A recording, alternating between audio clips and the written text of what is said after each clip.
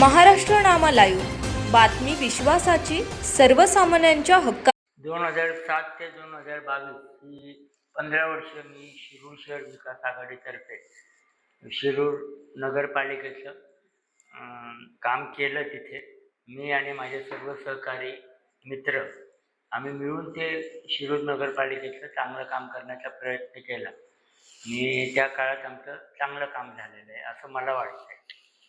4 वर्ष 22 पासून त्याच्यानंतर आत्ता डिक्लेअर झालेलं आहे.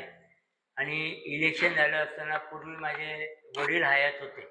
2017ला माझे वडिलांचं निधन झालं. त्याच्यामुळे व्यवसायाची साहजिकच जबाबदारी माझ्यावर जास्त पडली.